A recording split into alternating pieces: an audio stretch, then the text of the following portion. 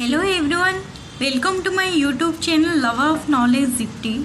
Today I will describe an important topic about Husserl with previous year question from 2012 to 2023. So video को last तक ध्यान से देखना और सुनते रहना. He is the propounder of phenomenology. So before knowing Husserl, we should know about what is phenomenology. Phenomenology is not a doctrine or school but it is a method. तो phenomenology क्या है? एक डॉक्ट्रिन नहीं है. Doctrine क्या है? एक set of believe है. और स्कूल ये कोई स्कूल नहीं है जैसे कि हमारा स्कूल होता है ना, ये कोई स्कूल नहीं है but it is a method. ये मेथड क्यों यूज़ किया हुसैन ने? क्योंकि वो ऑब्जेक्ट के एसेंस के बारे में जानना चाहते थे, इसलिए इन्होंने ये मेथड यूज़ किया था. तो phenomenology is the combination of two words, phenomenon plus logos. Phenomenon क्या है? फेनोमेनन एक अपीयरेंस और ऑब्जर्वेशन ऑफ इवेंट है. लोगोस मतलब रीज़न है. तो फेनोमेनोलॉजी ऑब्जेक्ट और कॉन्शियसनेस को कनेक्ट करता है. फॉर एग्जांपल, मेरे सामने एक लैपटॉप है, तो ये जो ऑब्जेक्ट है लैपटॉप, उसको मैं कैसे जानती हूँ? क्योंकि मेरे पास कॉन्शियसनेस है, इसलिए मैं ऑब्जेक्ट को जान सकती हूँ. हम अनकॉन्शियस हो के जो एक्सपीरियंस करते हैं उसे फेनोमेनोलॉजी नहीं बोलते हैं. फॉर एग्ज़ाम्पल, हम सपने देखते हैं, सपने में भी कुछ हम एक्सपीरियंस करते हैं. सुबह हमें कुछ चीज़ें याद रहती है, तो हम कुछ एक्सपीरियंस करते हैं, तो वो फेनोमेनोलॉजी नहीं होगा क्योंकि हम उसको अनकॉन्शियसली एक्सपीरियंस किया है. इसलिए phenomenology is a direct investigation description of phenomenon as consciously experienced. हम उसको कॉन्शियसली एक्सपीरियंस्ड करते हैं. तो हुसैल के कुछ इम्पोर्टेंट बुक्स है जो यूजीसी नेट के एग्ज़ाम में पूछे जाते हैं, तो इसको ज़रूर याद रखना. First Cartesian method, Cartesian meditation, logical investigation, the ideas of phenomenology, and fifth one is the philosophy of arithmetic. ये इम्पोर्टेंट बुक्स है, तो इसको ज़रूर याद रखना. सो हुसैल से पहले भी कांत और हेगल ने फेनोमेनोलॉजी वर्ड को यूज़ किया था. कांत ने कहाँ यूज़ किया था? उन्होंने फेनोमेना और न्यूमेना के बारे में बताया था. फेनोमेना क्या है? ऑब्जेक्टिव वर्ल्ड है जिसको हम 12 कैटेगरी ऑफ अंडरस्टैंडिंग के द्वारा जान सकते हैं. और न्यूमेना क्या है? Noumena things in itself which is something not knowable by sense but thinkable. Noumena क्या है? जिसको हम जान नहीं सकते हैं. क्यों नहीं जान सकते हैं? Because the sensation which are coming from things they have to passes from a glasses of space and time.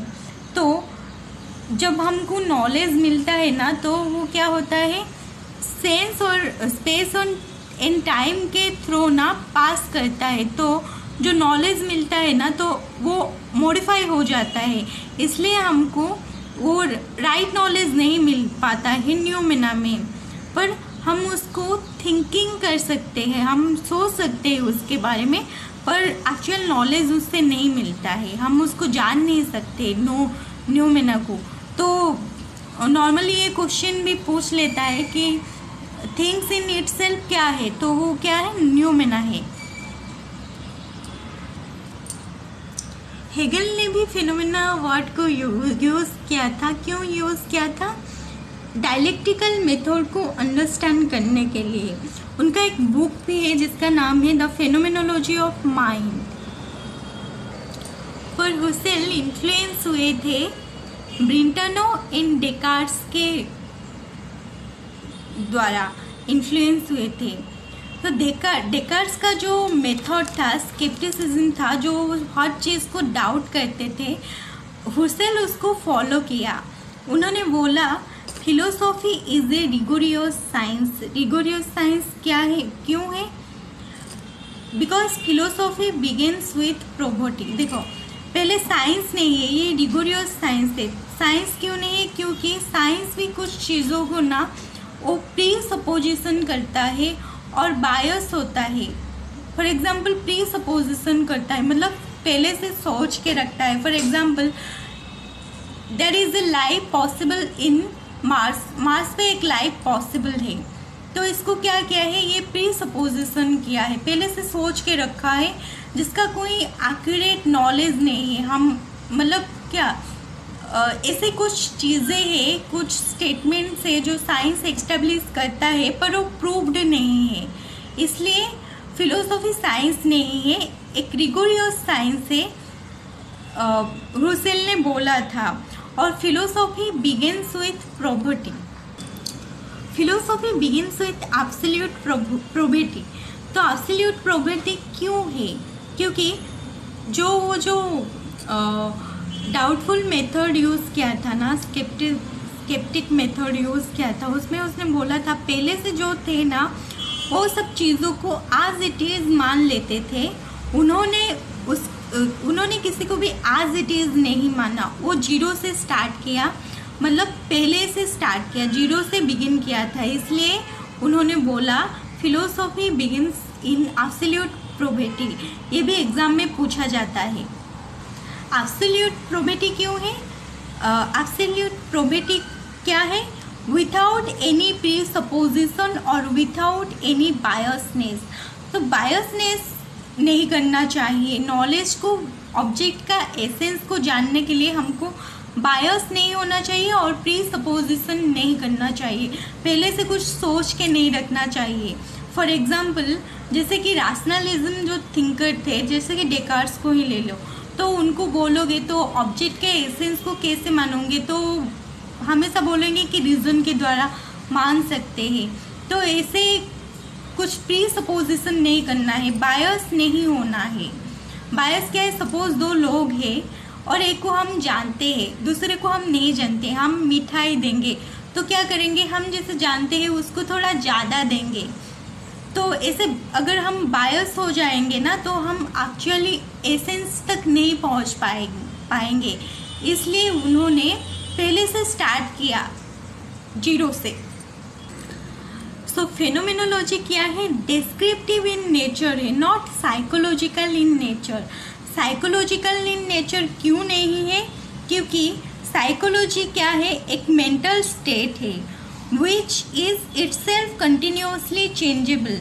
तो जो चेंजेबल होता है उसको यूज़ करके हम नॉलेज कैसे मिल सकता है हमको, हम एक्चुअली एसेंस के बारे में कैसे जानेंगे, तो इसलिए ये साइकोलॉजी नहीं है but it is descriptive in nature है। तो जैसे कि मैंने बोला फेनोमेनोलॉजिकल मेथड उन्होंने क्यों यूज़ किया था, उन्होंने ऑब्जेक्ट का एक्चुअल एसेंस जानने के लिए यूज़ किया था। तो जो फेनोमेनोलॉजिकल मेथड है उसको 2 टाइप्स में डिवाइड किया गया है। क्या क्या? तो क्या क्या है? फेनोमेनोलॉजिकल मेथड का 2 स्टेजेस है, एक इपोच है, एक रिडक्शन है।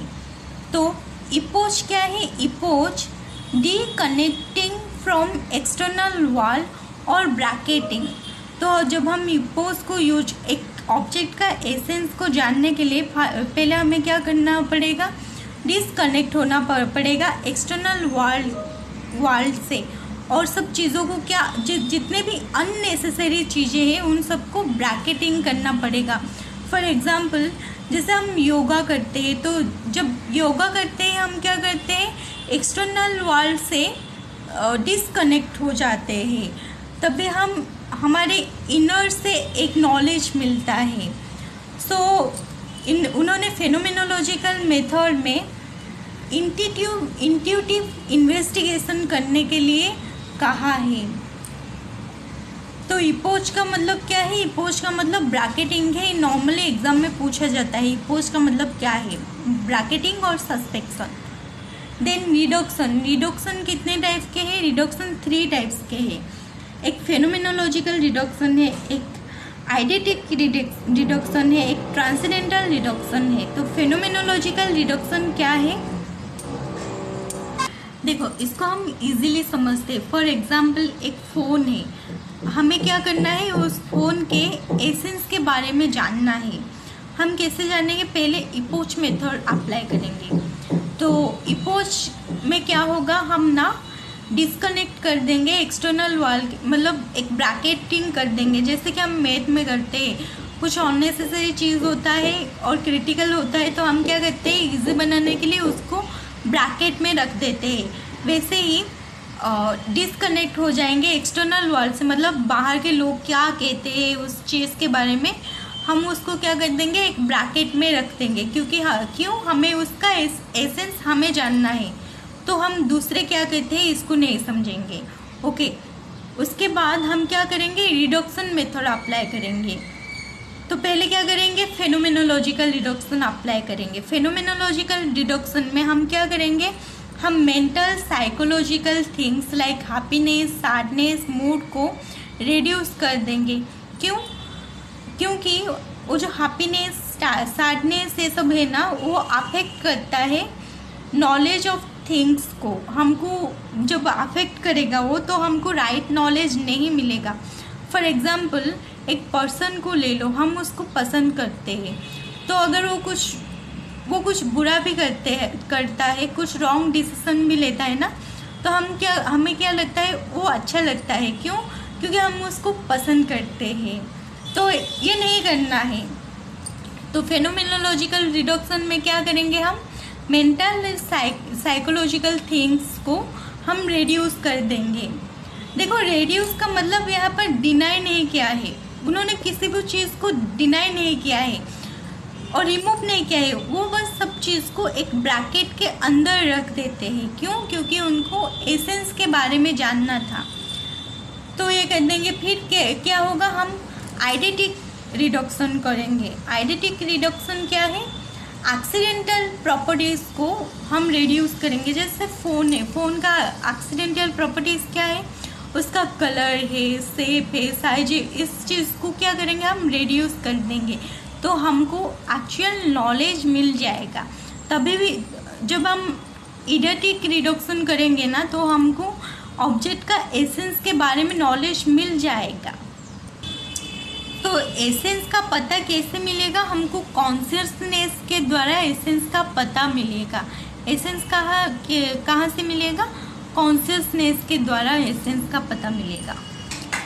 एसेंस और कॉन्शियसनेस दोनों अलग है बट को रिलेटेड है। एसेंस क्या है, जिसके बारे में हम उस ऑब्जेक्ट के एसेंस के बारे में हमें जानना है। हम कैसे जानेंगे, कॉन्शियसनेस के द्वारा हम जानेंगे। तो ये दोनों क्या है, अलग है और को रिलेटेड है। तो जब हम आइडेंटिक रिडक्शन किया, हमको नॉलेज का एसेंस के बारे में पता चल गया, जब हम उसके कैरेक्टर्स को भी एक ब्रैकेट का अंदर रख दिया, तो फिर ट्रांसेंडेंटल रिडक्शन का क्या ज़रूरत थी। अभी भी उन्होंने कहा, हुसेल ने कहा है कि अभी भी रिडक्शन इनकम्प्लीट है। जो एसेंस है वो कहाँ पर है, हमारे कॉन्शियसनेस में है। किसके कॉन्शियसनेस में है, एक इंडिविजुअल के कॉन्शियसनेस में है जो मेडिटेशन और इन्वेस्टिगेशन कर रहा है। तो उन्होंने अभी भी रिडक्शन को इनकम्प्लीट क्यों कहा, क्योंकि उन्होंने कहा है अभी भी हमें प्योर कॉन्शियसनेस नहीं मिला है। तो प्योर कॉन्शियसनेस कैसे मिलेगा। सो उन्होंने ट्रांसेंडेंटल रिडक्शन को कंप्लीट क्यों नहीं बोला है, क्योंकि जो इंडिविजुअल कॉन्शियसनेस है वो भी किसी कॉन्शियसनेस से ही बना है, जो प्योर कॉन्शियस नहीं हो सकता। तो वो जो कॉन्शियसनेस है, जिनको हम इम्प्रिकल ईगो भी कहते हैं।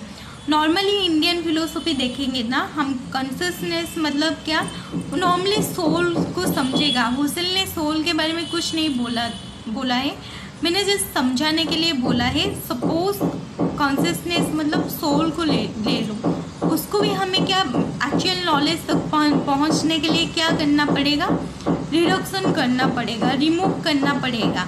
रिमूव का मतलब वो किसी भी चीज़ को, जो ऑब्जेक्ट है उसको डिनाई नहीं किया है, वो बस प्योर कॉन्शियसनेस और उसका जो एक्चुअल एसेंस है ना, उसको जानने की कोशिश किया है।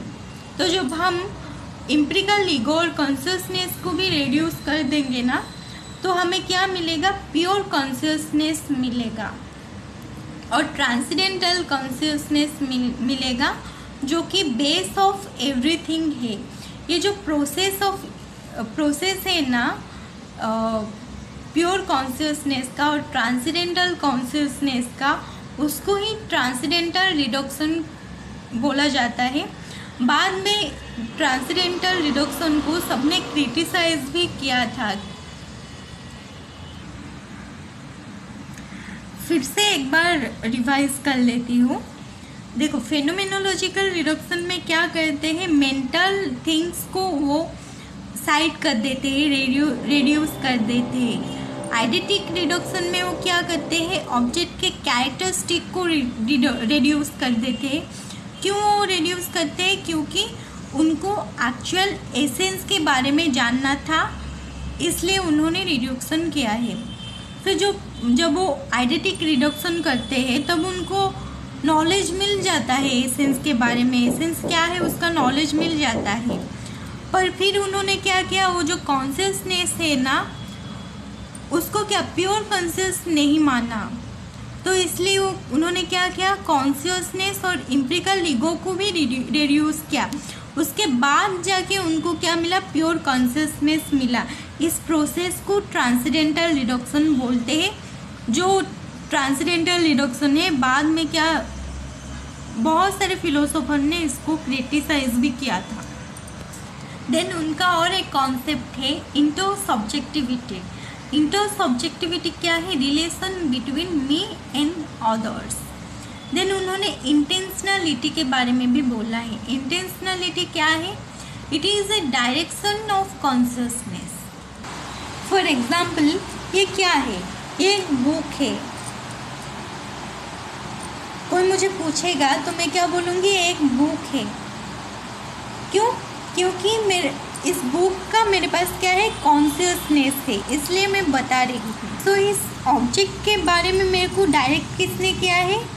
मेरा इंटेंशन ने किया है। और objectless consciousness is not possible. Okay, objectless consciousness क्या है? पॉसिबल नहीं है। फॉर एग्जाम्पल, कोई ऑब्जेक्ट ही नहीं होगा तो मेरे को कॉन्शियसनेस कैसे मिलेगा?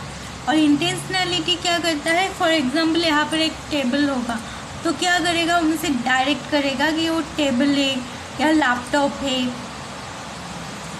देन एक इम्पोर्टेंट कॉन्सेप्ट है नोएसिस। नोएसिस क्या है? एक्ट ऑफ थॉट है। एक्ट ऑफ थॉट है, जो कि सब्जेक्टिव कॉन्टिन्यूटी है। मतलब जो सोचता है उसको क्या बोलते हैं? हम नोएसिस बोलते हैं। और नोएमा क्या है? नोएमा समथिंग थॉट, जिसके बारे में हम सोचते हैं उसको क्या बोलते हैं? नोएमा है। जैसे मैं हूँ, मैं सोच रही हूँ तो मैं क्या हूँ? नोएसिस हूँ। मैं इस लैपटॉप के बारे में सोच रही हूँ तो ये क्या है? नोएमा है, ये ऑब्जेक्ट है। आई जस्ट होप कि आपको समझ में आ गया होगा। अगर समझ में नहीं आया तो वीडियो को पॉज करके अच्छे से सुनिए और समझिए। सो अभी हम प्रीवियस ईयर क्वेश्चंस प्रैक्टिस करेंगे। सो ये 2012 जून में आया था। पूछा है कि इनमें से कौन फेनोमेनोलॉजिस्ट नहीं है। तो अभी हमें पता है, अभी मैंने बोला रुसेल फेनोमेनोलॉजिस्ट है क्योंकि हमने अभी उनके बारे में पढ़ा है। तो रुसेल ब्रिंटनो भी एक फेनोमेनोलॉजिस्ट है। कैसे? अभी ये भी हमने पढ़ा है अभी कि रुसेल क्या किया था? उनसे इन्फ्लुएंस हुए थे। तो ब्रिंटनो क्या है? वो भी एक फेनोमेनोलॉजिस्ट है। देन हमें क्या इन दोनों के बारे में पता नहीं है। तो क्वाइन ना एक फेनोमेनोलॉजिस्ट नहीं है। तो इसका राइट आंसर क्या हो जाएगा? इसका राइट आंसर हो जाएगा ऑप्शन नंबर डी। आंसर हो जाएगा ऑप्शन नंबर डी, क्वाइन एक फेनोमेनोलॉजिस्ट नहीं है। सेकेंड क्वेश्चन भी सेम ईयर आया था 2012 जून को आया था।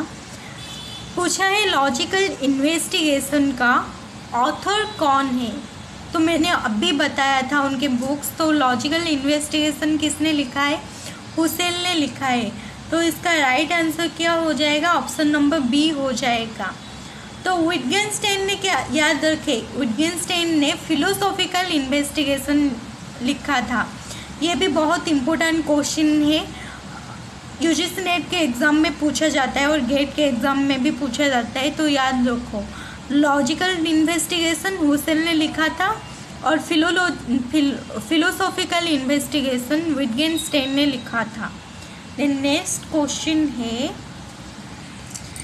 क्वेश्चन ये भी अभी पढ़ाया था। Husserl's transcendental phenomenological reduction is aimed at discovering, क्या डिस्कवर किया था? और ट्रांसेंडेंटल कॉन्शियसनेस को डिस्कवर किया था। तो ट्रांसेंडेंटल कॉन्शियसनेस जो है वो क्या है? ट्रांसेंडेंटल ईगो है। उसको वो किसको रिजेक्ट किया था? वो कॉन्शियसनेस और एम्पिरिकल ईगो को रिजेक्ट किया था। डिस्कवर क्या था? ट्रांसेंडेंटल ईगो को डिस्कवर किया था। ये भी अभी ही डिस्कस किया था मैंने। ये भी 2012 जून को आया था। नेक्स्ट क्वेश्चन है essential feature of phenomenological method. तो देखो इंटेंशनलिटी भी इम्पोर्टेंट है। डाउट मेथड को भी अप्लाई किया था। टेक्निक ऑफ ब्रैकेटिंग, तो एसेंशियल फीचर क्या है? ब्रैकेटिंग है। वो सारी चीज़ों को क्या करते थे? ब्रैकेट में रखने के लिए बोलते थे। तो ऑप्शन सी इसका राइट आंसर हो जाएगा। ये क्वेश्चन भी मैंने अभी डिस्कस किया था। हुसेलियन एक्सप्रेशन इपोच मीन्स, इपोच का मतलब क्या है? तो बताओ इपोच का मतलब क्या है? इपोच का मतलब है suspension of judgement. Suspension of world नहीं है। मैंने इपोच का मतलब सस्पेंशन ऑफ वर्ल्ड नहीं है। वो उन्होंने क्या बोला था कि एक्सटर्नल जो वर्ल्ड है ना उससे डिसकनेक्ट होने के लिए बोला था। पर मैंने तभी मतलब डिसकनेक्ट होने के लिए बोला था एक्सटर्नल वर्ल्ड से। पर हम क्यों डिसकनेक्ट होना है एक्सटर्नल वर्ल्ड से? क्योंकि एक्सटर्नल वर्ल्ड में क्या वो इपोच में क्या करते हैं? एक्सटर्नल वर्ल्ड से क्यों डिसकनेक्ट होना है? क्योंकि वो बहुत सारी चीज़ें बोलते हैं। एक ऑब्जेक्ट के एक्सटेंस के बारे में जानने के लिए हम दूसरों की क्या उसको बोलते हैं ये जानना ज़रूरी नहीं है। हम खुद उसके बारे में क्या करना चाहिए? इन्वेस्टिगेशन करना चाहिए। तो इपोच का मतलब क्या है? Suspension of judgement regarding existence of object. Okay, एक क्वेश्चन 2013 और 2015 में भी पूछा गया था। 2 बार पूछा गया है। ऑप्शन सी इसका राइट आंसर है। ओके, देन अब नोएसिस के बारे में पूछा है। नोएसिस इन हुसेल्स फेनोमेनोलॉजी रिफर्स टू, देखो यहाँ पे 4 ऑप्शन दिया है। तो हम क्या करेंगे? एलिमिनेट करेंगे, चॉइस एलिमिनेशन करेंगे। ओके, तो देखो हम क्या पढ़े? हुसेल हमेशा इंटेंशनल एक्ट के बारे में बोलते हैं। तो अनइंटेंशनल एक्ट जो दोनों लिखा है वो दोनों क्या हो जाएगा? रिमूव हो जाएगा। तो ऑप्शन सी और डी क्या हो जाएगा? रिमूव हो जाएगा। तो बचा कौन? ऑप्शन ए और बी। तो नोएसिस क्या है? एक रियल कंटेंट है, आइडल कंटेंट नहीं है, एक रियल कंटेंट है। तो ऑप्शन ए हो जाएगा इसका राइट आंसर। ऑप्शन ए है। ओके, नेक्स्ट क्वेश्चन 2017 को पूछा गया था। According to which one of the following essence can be seen as just as thrones can be heard. मतलब थ्रोन मतलब क्या है? कांटा है। जैसे हम उसको सुन सकते हैं, हम वैसे क्या करेंगे? एसेंस को देख सकते। किसने बोला था? हुसेल ने बोला था। ओके, नेक्स्ट क्वेश्चन मेज द कॉलम है। तो इपोच का मतलब क्या है? मैंने क्या बोला अभी? देखो फिर से एक बार आ गया। इपोच का मतलब ये कौन से ईयर में आया था? ये 2017 दिसंबर में आया था। ओके, तो इपोज का मतलब, इपोज में मैं क्या करने को बोली थी, सस्पेंशन करने को बोली थी, सस्पेंशन और ब्रैकेटिंग करने को बोला था। किसको, इम्प्रिकल और मेटाफिजिकल प्री सपोजिशंस को। मतलब लोग क्या कहते हैं, प्री सपोजिशंस मतलब क्या है, जो पहले से है, जो पहले से बोलते हैं, एस्टेब्लिश है, उनको क्या नहीं मानना है, ब्रैकेट में रख देना है। ओके, तो इपोज का मतलब क्या है, टू है। तो देखो एक आंसर भी पता चल गया ना, इस क्वेश्चन का आंसर आप दे सकते हो। ए का टू है, तो ए का टू है क्या, हाँ डी में है, तो इसका राइट आंसर क्या हो जाएगा, डी हो जाएगा। देन इडियोटिक मेथड के बारे में भी बोला था। इडियोटिक मेथड में क्या बोला था, जो स्ट्रक्चर है, रिडक्शन करना है, इडियोटिक रिडक्शन है। तो इसमें हम क्या करते हैं, जो स्ट्रक्चर और कैरेक्टरिस्टिक है हम उसको रिड्यूस करते हैं। तो बी का क्या हो जाएगा, बी का सी हो जाएगा। इंट्यूशन मतलब क्या है, इंट्यूशन क्या है, एक active repossession of the passive play of possibilities और reuniting them in a single graphs. Intuition मतलब जो हमारे अंदर एक जो इन्वेस्टिगेशन करते हैं ना, एक कॉन्शियसनेस होता है। इंट्यूशन मतलब कॉन्शियसनेस होता है, और इन्वेस्टिगेशन जो करते हैं, नोएसिस मतलब इंटेंडिंग कॉन्शियसनेस है। तो इसका राइट आंसर हो जाएगा क्या, ऑप्शन नंबर डी इसका राइट आंसर हो जाएगा।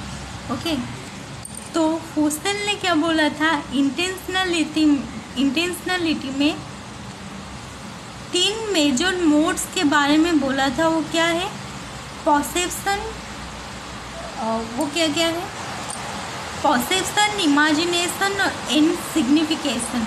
पहले हम क्या करते हैं, ऑब्जेक्ट को देखते हैं, इंटेंशनल एक्ट में क्या करते हैं, ऑब्जेक्ट को देखते हैं, फिर हम उसको क्या करते हैं, इमेजिनेशन करते हैं। कैसे करते हैं, कॉन्शियसनेस के द्वारा करते हैं, फिर उसका क्या सिग्निफिकेंट मिलता है, हमको नॉलेज मिलता है। Okay, option C is the right answer.